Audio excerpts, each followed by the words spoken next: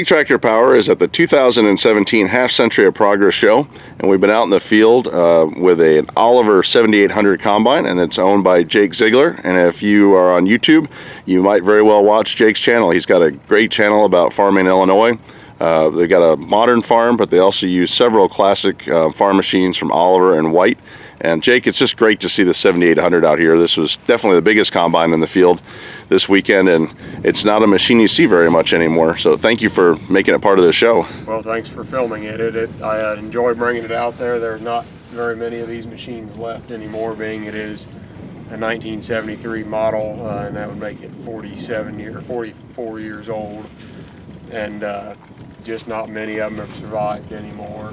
And it basically is equivalent to a John Deere 7700 at that time, a 915. It was a big combine for its day. It would have been a competitor to those models, and I think a Gleaner L would be a competitor in the Gleaners.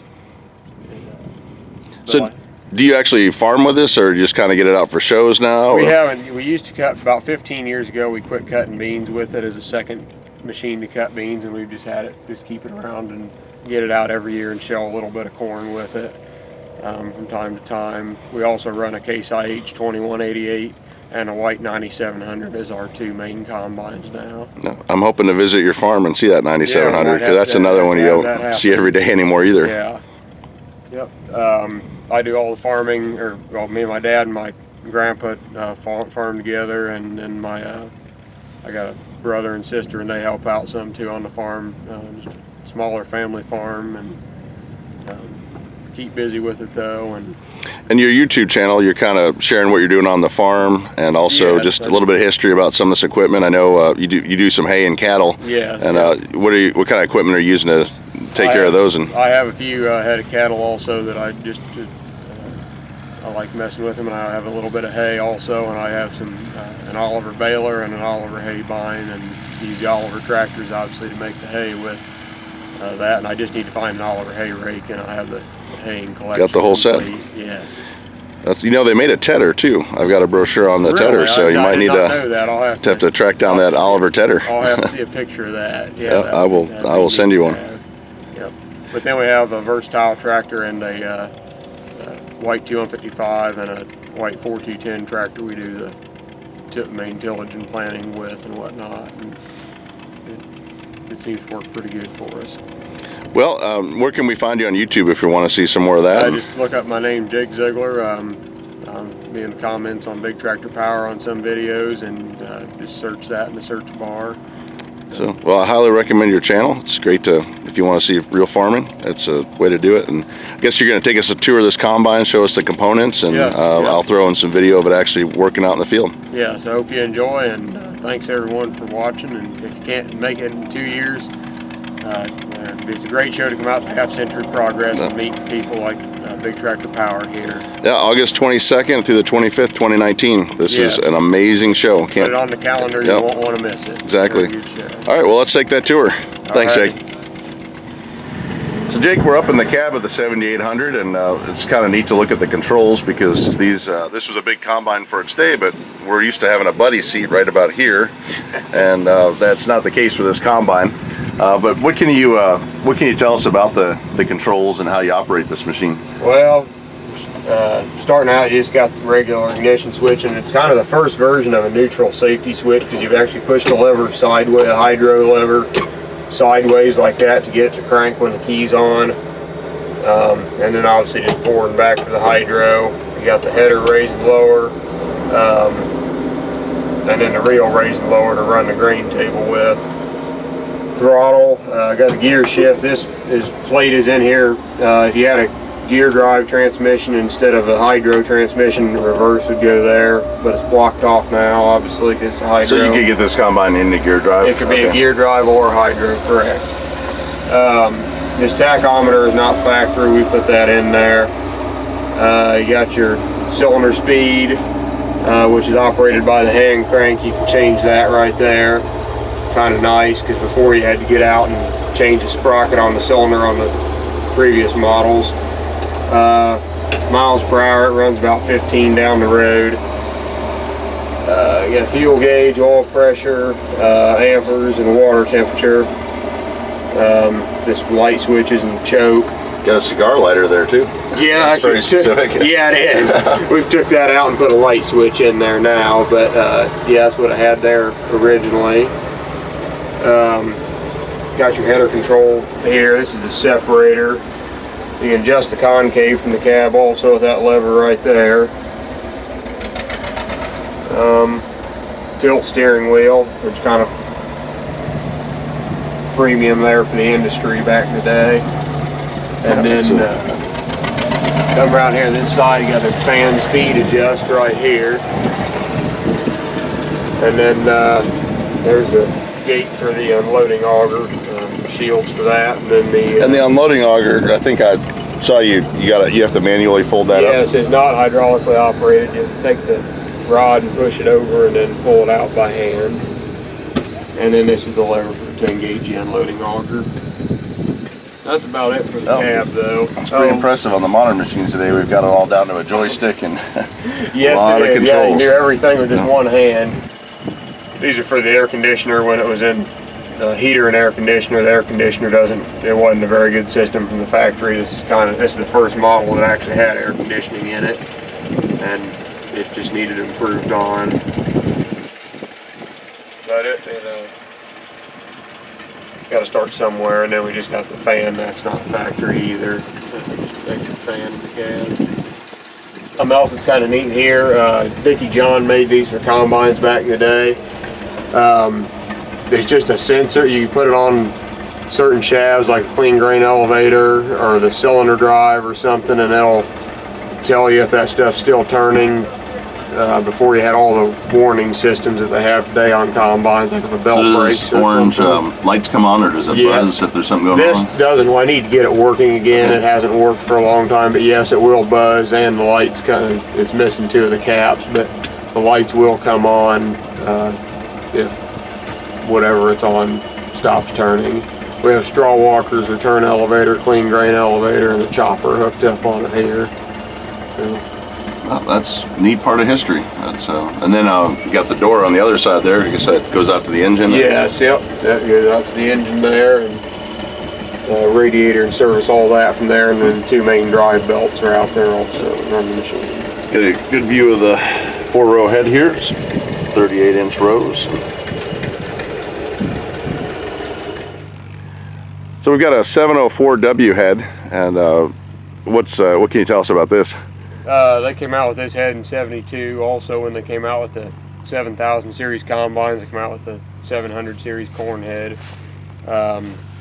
Obviously, it's a quick catch corn head. It was the first series for that. Instead of having where the feeder house was part of the corn head and you change the whole feeder house on the combine, you just change the head and the feeder house stays on the combine. That was definitely a big deal. I mean, I know in the demonstrations out here, I saw a few. You can see all those parts working in there. Yes. When the header and the feeder house went together and not with the combine. Yes, that was the biggest advancement they had in this series, and it was the right choice to do that. So we've got a pretty wide spacing, and basically this head's the equivalent of a 6-row 30-inch head, right?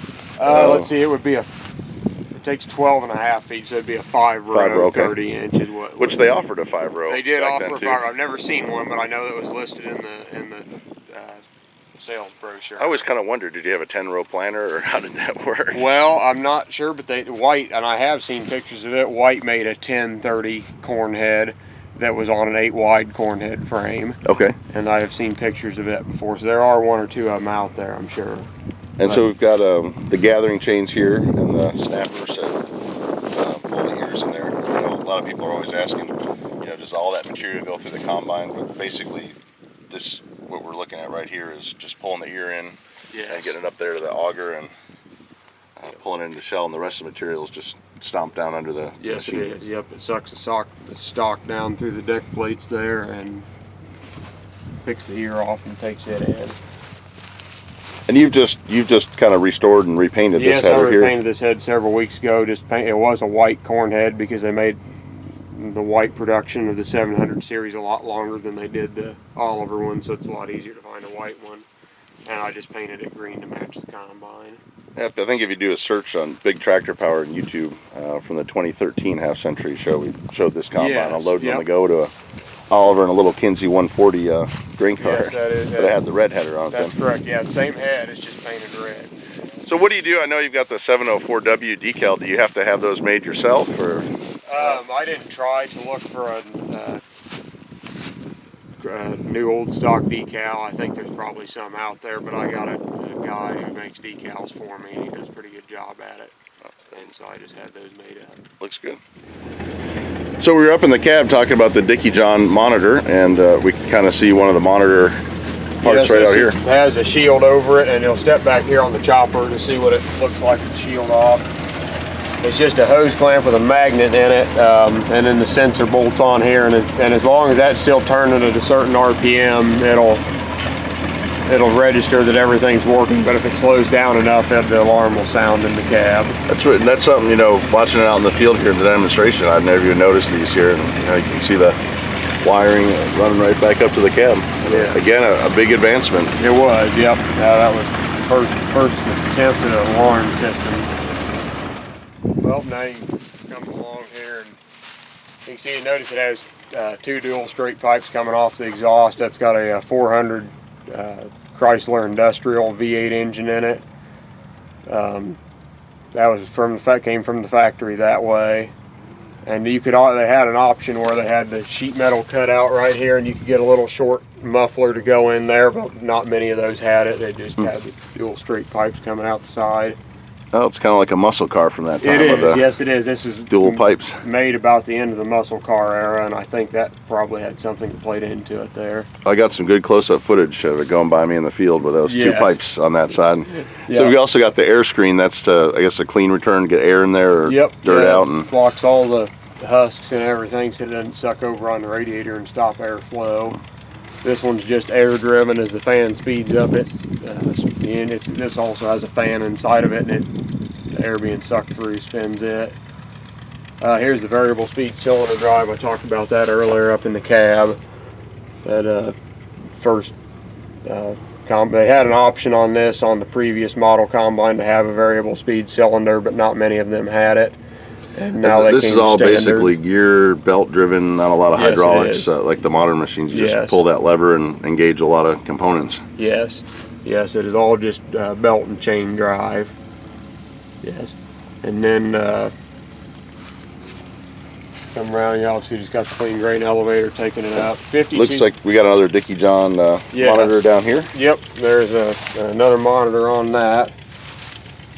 Make sure that's always running. And then I noticed it's got the corn soybean special decal on it. Yes, it is. What makes it a corn and bean special? What?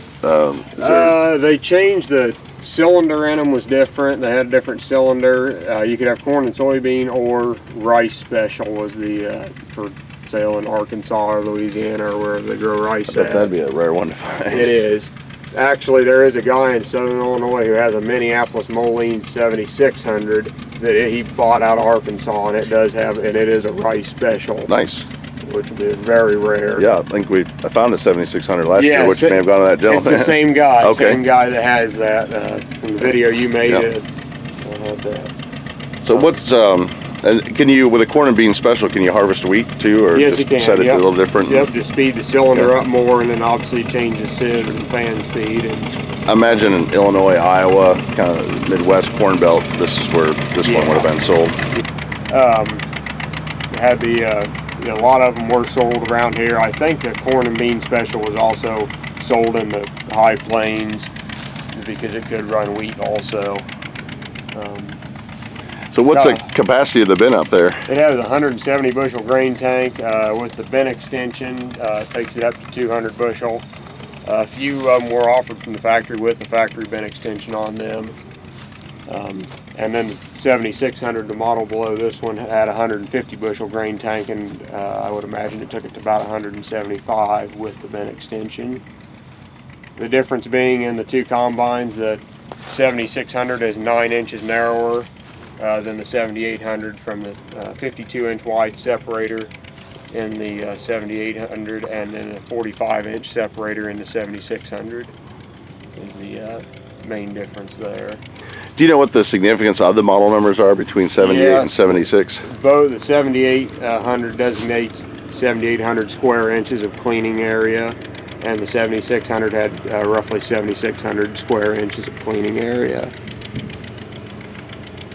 And I noticed it's got the kind of looks like rear wheel assist tires, but I'm Yes. guessing the way they're turned, they're actually, it's just a 2-wheel drive Yes, model. it is. Yeah, it's just 2-wheel drive. We had a muddy fall one year, and we put those on it about 20 years ago or 25 years ago, just because it would steer better in the mud. And that's something I guess kind of look for. If it looks like 4-wheel drive, if the treads turn Yes. the opposite way, then you know it's Yes, just you're a 2-wheel right on drive. that. Yes, and most new combines anymore have that style of tire on the back anyways. It has 2 fuel tanks, one on this side and one on the other side, 40 gallons apiece. So we got one right here. You can fill on either side there. It's probably good to have the fuel tank away from the engine too. Yeah. There's the other one. And then we've got a chopper. I see it's got its own serial number, so it might have been something Oliver contracted out. Let's see, they were built by, I think they were built by Hart Carter was the company that built them. They built them for Oliver, but Massey, they built them for Massey. Even White were still buying them from Hart Carter. I don't know why they didn't make their own choppers, but they just didn't want to mess with it, I suppose. Probably good to get a proven component in there. Yeah. Yeah, it does a decent job on it. Has 23-1 tires, 23-1, 26 is the tire size on the front. They could also get a 28L26, which is a little wider tire for the 2 tire options for this machine. And I guess when you're harvesting, this ladder, the access ladder to the cab goes up? Or? Yes, if you harvest 6 rows, it doesn't need to, but if I was going and had a corn row running right here, the ladder would need to be folded up, and you pull this little lever here and it flips up out of the way then. Well, thanks, Jake, for the informative tour of the Oliver 7800 Combine, and we'll head back out into the field and see it make one more pass harvesting corn.